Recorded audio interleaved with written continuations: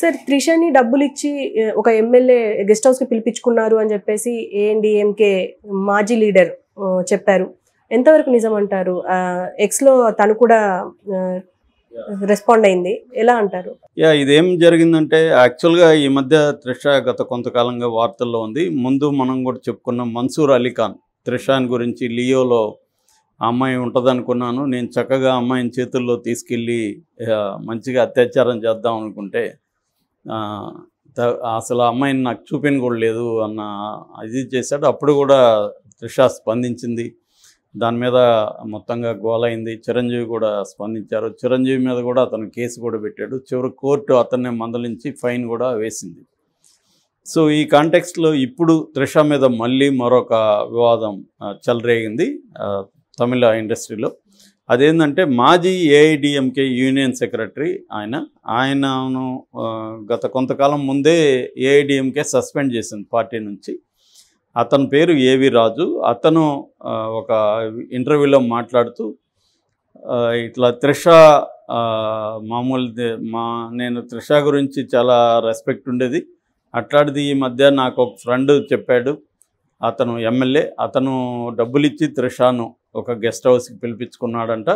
ఆ టైంలో నటుడు మాజీ ఎమ్మెల్యే కరుణాస్ కూడా ఉన్నాడు అనేది చెప్పాడు ఇతను.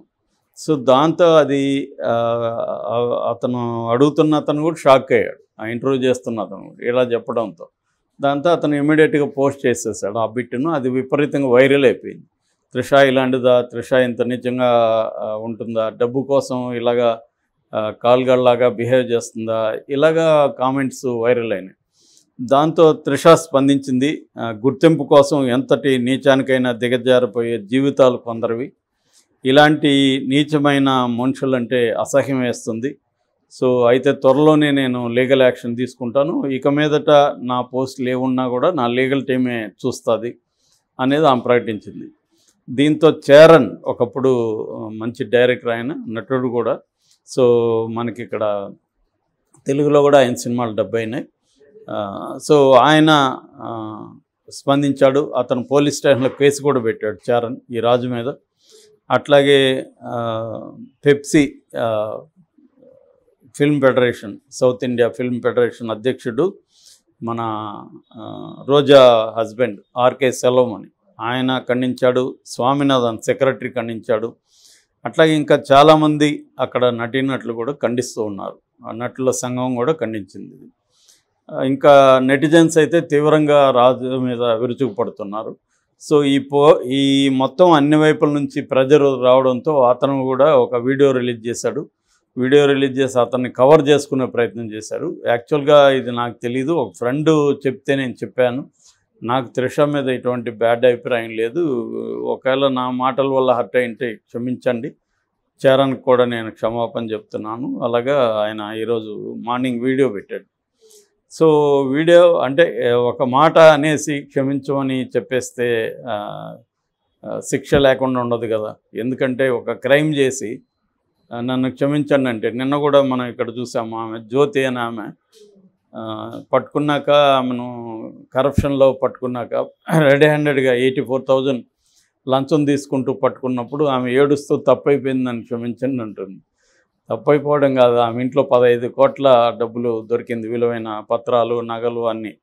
అంటే ఒక ట్రైబల్ వెల్ఫేర్ అంటేనే వాళ్ళు అట్టడుగున ఉన్న సమూహం ఏదన్నా ఉందంటే ట్రైబల్సే. ఆ ట్రైబల్స్కి సంక్షేమం కోసం పెట్టిన డిపార్ట్మెంట్లో ఇంత భయంకరంగా అవినీతి జరుగుతున్నప్పుడు ఇంకా ట్రైబల్స్కి ఏం మేలు జరుగుతుంది? అలాంటి ఆమె కూడా నన్ను క్షమించండి అంటుంది. సో ఈ సేమ్ ఇతను కూడా మాట్లాడేటప్పుడు ఇతనికి తెలియదా, ఇతనికి ఏజ్ బాగానే ఉంది, 55-60 ఉంది, ఏజ్ ఉంది, అనుభవం ఉంది. తన మాట వల్ల ఏం జరుగుతుందో తెలియకుండా చెప్పిన వ్యక్తి అయితే కాదు. సో ఇదేంటంటే సారీ చెప్పేస్తే పోతుంది అన్నట్టుగా ముందే డిసైడ్ అయినట్టుగా ఉంది. వివాదం అయినాక సారీ చెప్దాంలే అని. చాలామంది ఏంటంటే సారీ చెప్పేసి మళ్ళీ ఇంకొక వివాదంలోకి వెళ్తుంటారు కాస్త గ్యాప్ తర్వాత. సో ఇది మరి ఈమె క్రిమినల్ డిఫామేషన్ ఏమన్నా వేస్తుందా ఇతని మీద? ఆల్రెడీ పోలీస్ స్టేషన్లో కేసు చరణ్ పెట్టాడు. దాని మీద ఏమైనా చర్య తీసుకుంటారా అనేది చూడాలి. ఏమైనా ముఖ్యంగా దీని మీద మెయిన్గా నా పాయింట్ ఏంటంటే, చాలాసార్లు నేను చెప్తుంటాను, female sexuality male sexuality female sexuality అనే రెండు విషయాలు ఉంటాయి. ముందు నుంచి కూడా మన సమాజంలో పేట్రియార్కల్ సమాజం ఉంది, పితృస్వామ్య సమాజం. అంటే స్త్రీలను తక్కువగా చూడడం, స్త్రీలను అణచివేయడం రకరకాల పద్ధతులు. ఇది మనుధర్మశాస్త్రం నుంచి వస్తుంది. అంటే స్త్రీలు ఒక నీచమైన పరిస్థితిలో చూడడం స్త్రీలను. దాని తర్వాత స్త్రీలను సెక్స్ సింబల్గా మాత్రమే చూడడం, వాళ్ళని ఇంకా వేరే మనుషులుగా హ్యూమన్ బీయింగ్స్గా చూడడం కాకుండా వాళ్ళని మగవాళ్ళ లైంగిక అవసరాలు తీర్చడం కోసం స్త్రీలు ఉన్నారన్న యాంగిల్లో మంది వేల సంవత్సరాలుగా వస్తుంది. ఇప్పటికి కూడా అదే ధోరణి ఉంది. ఎంత మోడరైజేషను, రోబోసు, టెక్నాలజీ అన్నీ వచ్చినా కూడా ఇప్పటికీ ప్రధానంగా ఏంటంటే ఒక స్త్రీకి ఎంతమంది అఫైర్తో ఉండారనే దాన్ని బట్టి ఆమె క్యారెక్టర్ని నిర్ణయించడం అనేది జరుగుతుంది. అదే ఒక మగవాడిని అలా చేయట్లేదు. మగవాడు పలానా అతనికి మరి ఇప్పుడు ఇక్కడ త్రిష గురించి మాట్లాడుతున్నాడు, ఆ ఎమ్మెల్యే కూడా బుక్ చేసుకున్నాడు, వాడి సెక్సువాలిటీ ఏంటి, మరి వాడి చర్చకి రాదు. ఇక్కడ త్రిషాది మాత్రం వస్తుంది. ఇక్కడ ఇద్దరు వ్యక్తులు ఒక కాంట్రాక్ట్తో వెళ్ళారు అనుకుందాం, డబ్బు తీసుకునిందా లేదా ఆమె ఇష్టపూర్వకంగా ఒక ఎమ్మెల్యేతో వెళ్ళింది, తప్పేంటి దాంట్లో? ఆమెది ఒకవేళ తప్పు అయితే ఎమ్మెల్యే తప్పు కదా. కాబట్టి ఇక్కడ ఏంటంటే విమెన్ని నిందించడం, దాన్నే డిస్కషన్లోకి తీసుకురావడం అనేది ప్రధానంగా ఉంది. ఇది మారకుండా ఎన్ని మనం శిక్షలు వేస్తామనుకున్నా కూడా మారదు. ఈ దృక్పథం మారడానికి కృషి జరగాలి, అవేర్నెస్ పెంచాలి సమాజంలో. ముఖ్యంగా మహిళా సంఘాలు ఇవన్నీ కృషి చేస్తున్నారు వాళ్ళు చాలా వరకు. చిన్నప్పటి నుంచి కూడా అది ఇంబైబ్ చేయాలి. ఎడ్యుకేషన్లో కూడా ఫెమినిజంకి సంబంధించి, స్త్రీ పురుషుల సమానత్వానికి సంబంధించి ఇవి చేయాలి. కానీ ఇప్పటికి కూడా మనకి చిన్నప్పుడు పాఠాలు చూస్తే పిల్లలకి తండ్రి పోయి కష్టపడేసి వస్తాడు, తల్లి వంట చేస్తుంది, ఇలాంటి పాఠాలే ఇప్పటికీ ఉన్నాయి. అంటే రోల్స్, విమెన్ రోల్ని, మగవాడి రోల్ని, మెన్ రోల్ని ఒక డిఫైన్ చేసేసి ట్రెడిషనల్ డెఫినేషన్లోనే చిన్నప్పటి నుంచి వాళ్ళకి మైండ్ సెట్ తయారు చేస్తున్నారు. సో మేము ఆ మధ్య ఒక ఎన్జిఓ తరఫున ఒక టీనేజ్ గర్ల్స్ రేస్, ఒక 1 lakh టీనేజ్ గర్ల్స్ని ఇంట్రొడ్యూస్ చేశాం.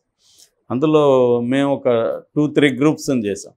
అందులో ప్రధానంగా ఒక కొద్దిగా upper section, upper class women అమ్మాయిలు చేసినప్పుడు వాళ్ళకి ప్రధానంగా వాళ్ళు చెప్తున్నది ఏమంటే, మా ఇళ్ళల్లో మా తమ్మున్న అన్ననైతే ఈవినింగ్ కూడా బయటకు పంపిస్తారు, నైట్ వాడు ఎప్పుడో లేట్గా వస్తాడు, అయినా కూడా వాడిని ఏం అడగరు, మహా అంటే ఎందుకురా లేట్ అయిందంటారు అంతే.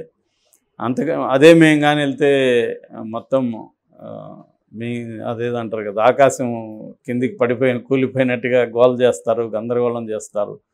సో ఫ్రీడమ్ అనేది మాకు ఉండట్లేదు అనేది వాళ్ళు ప్రధానంగా చెప్పారు. అట్లాగే కింది స్థాయిలో అమ్మాయిలను కలిసినప్పుడు వాళ్ళు ప్రధానంగా ఏంటంటే ఎడ్యుకేషన్ మాకు అందట్లేదు అనేది వాళ్ళు చెప్పారు. ఉమెన్ చైల్డ్ కానీ ఉమెన్ చిల్డ్రన్కి సంబంధించిన, ఫిమేల్ చిల్డ్రన్కి సంబంధించిన ఎడ్యుకేషన్ మాకు అందట్లేదు అనేది. అంటే కింది స్థాయిలోనూ ఏదో ఒక రకమైన వివక్ష ఉంది, కొద్దిగా అప్పర్ క్లాస్లో కూడా వేరే రకమైన వివక్ష అనేది మనకి ఇప్పటికి కూడా కనిపిస్తుంది.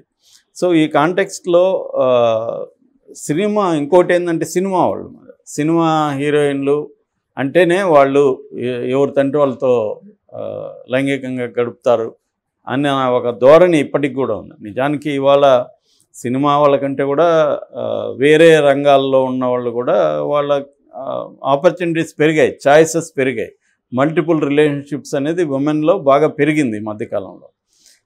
కానీ సినిమా వాళ్ళని ఇప్పటికి కూడా నిందించడం అనేది, సినిమా హీరోయిన్లు, సినిమా నటీనటులు వాళ్ళకి డబ్బులు ఇస్తే వస్తారు అన్న ఇది బలంగా పెరిగిపోయింది.